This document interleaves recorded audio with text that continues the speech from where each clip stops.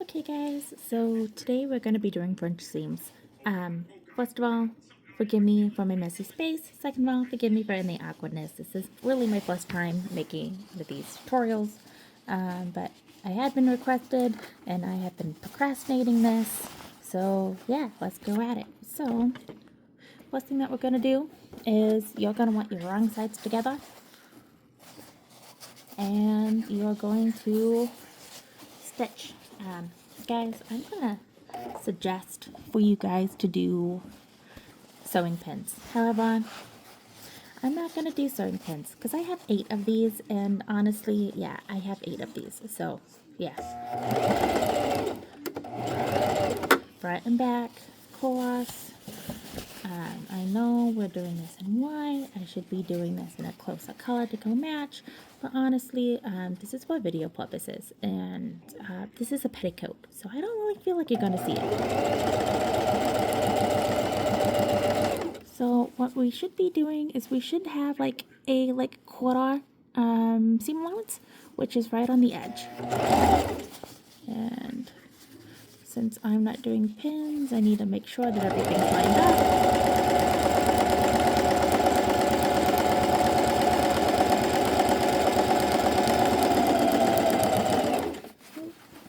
I need this to, there we go.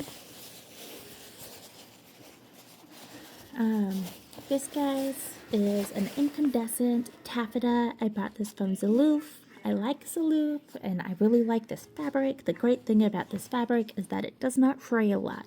The last one that I did this with was a bridal satin, and while the bridal satin is absolutely, gorgeous, it does fray a ton, which made this a hassle. So that's probably why I started hating French seams, but, you know, we are going to do our best with what we have. That's what we're going to do.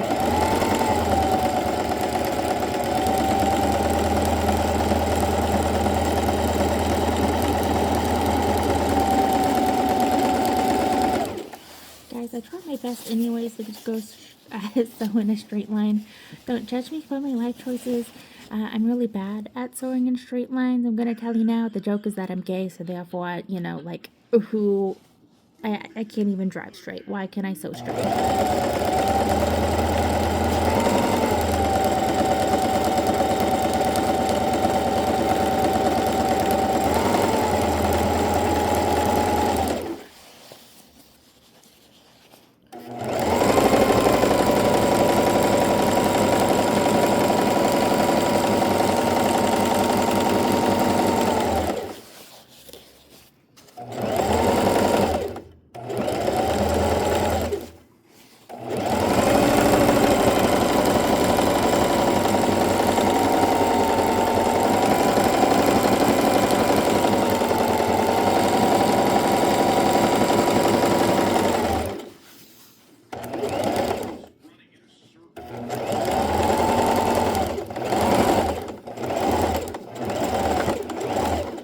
Any professional sewers out there?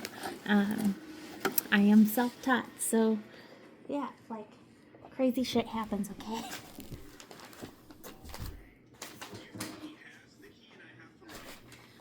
Now, at this point in time, if your fabric frays a lot, you could do what I had to do on the bridal satin, which is use a pair of pinking shears. But essentially what we are doing is we are cutting as close to this line as possible while still keeping, you know, the seam integrity. So we're gonna cut it.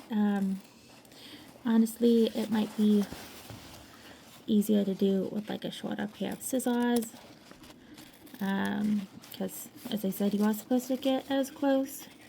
However, my sewing stuff is currently a mess, so I grabbed what I could. So we are still cutting this.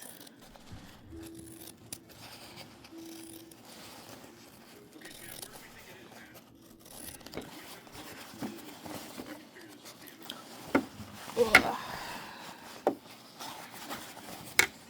This is a ton of fabric, guys. So it does get kind of heavy. I'm doing this on a coffee table.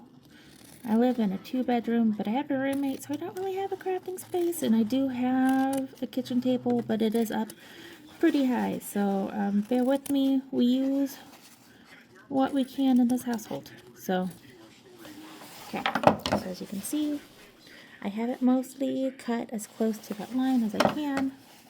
And as you can also see, there is a repeating occurrence with my inability to go cut straight lines. Meg cries every single time I do this. It is a joke. Meg doesn't cry. But one of my good friends, she does always like to laugh at me because she knows that I hate pressing my seams. Which is probably another reason why these are not my favorite. So, yeah. Actually had to go get an iron and a, is this even hot? No, it's not hot. Okay, why is that not hot? Well, that's weird. Okay, so we're gonna spritz it and we're gonna flatten all of this nonsense out. This is a stretch taffeta, so as you can see, I am kind of pulling at my seams a little as I'm doing this.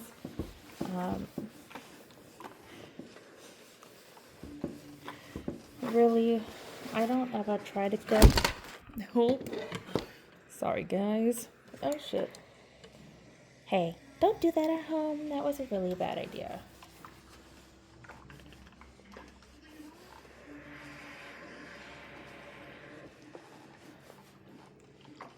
Yeah, but don't. Let's try this again. There we go. Okay.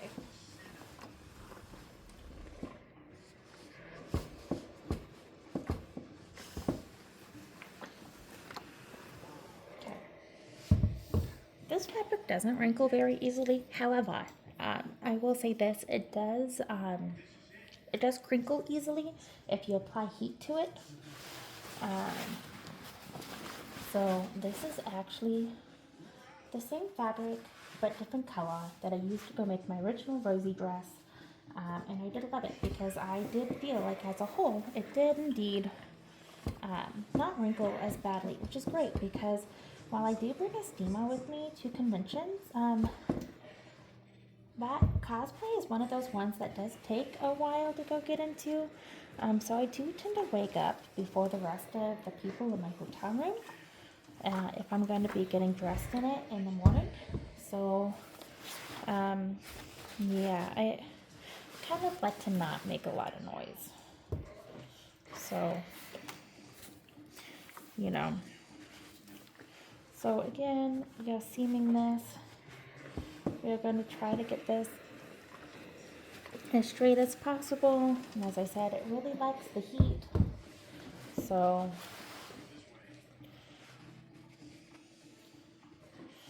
and honestly, that's what we want. We want a nice, crisp seam. Because it is going to make life so much easier. Okay, so now we're back to a little impromptu sewing station. So we are going to, again, put this under. A quarter is what your seam allowance should still be. If you want to make it a little bit bigger because you feel like you fluffed up and made that starting seam allowance a little bit too big, or you didn't cut enough, that's fine.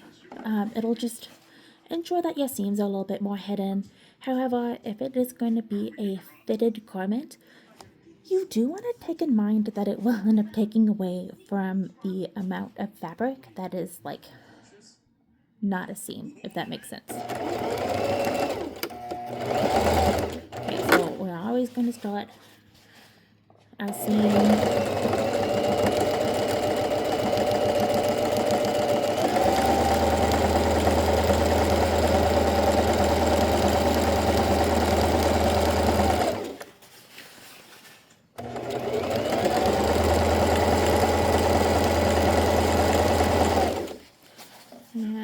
stop pulling at this, because as you can see me pulling at that means that this isn't super straight right now. Let's move you so you can get a different view. As I said, I'm not a professional.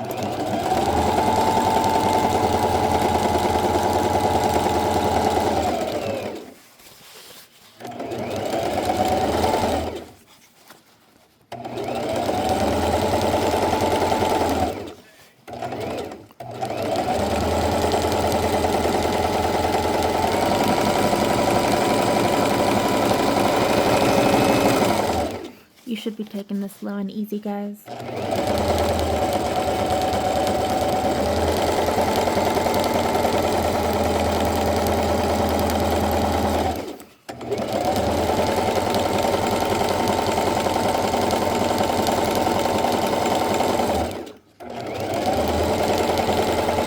As I said, I struggle with straight lines. Don't judge me.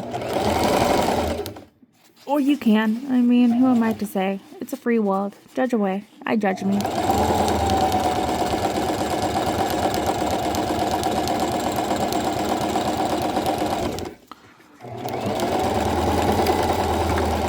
Again, we stopped and finished that seam. Okay guys, I'm gonna tell you now, I thought I was doing so good on that last one. There's that line. However, if this had timestamps, you would be able to see a time difference in it. And the reason why is because I did what all silly, people do while sewing, which is have the spool run out in the middle of your seam. So, oops, it is what it is. So, we got this done. We're not done yet, because now we have to press it down. As I said, Meg cries every single time. She doesn't know it, but I'm sure she's out there crying because she's so happy for me, okay?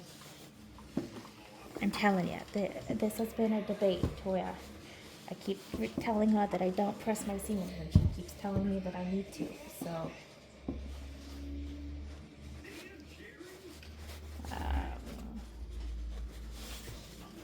It's fighting with me a little bit, but honestly, it's because I'm a silly being on the best of days.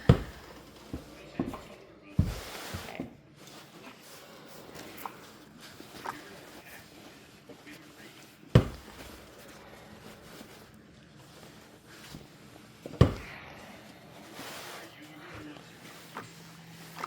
Okay, guys, so what you're gonna see here, let's fix that, is that we now have this pretty seam, okay? Our unfinished edge is trapped. Can't see it. It is literally small enough that it's just been trapped in this, in this hem. So this side is nice and pretty.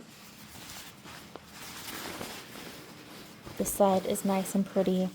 It's a good way to go finish your edges, especially if you're making competition pieces, or if you're just, wearing something to where you feel like you need to go finish your seams, because at the end of the day, you should finish your seams. It does end up making it to where, your sewing holds up longer. However, I can understand if you're just making something quick and you just don't feel like it, but yep, there it is.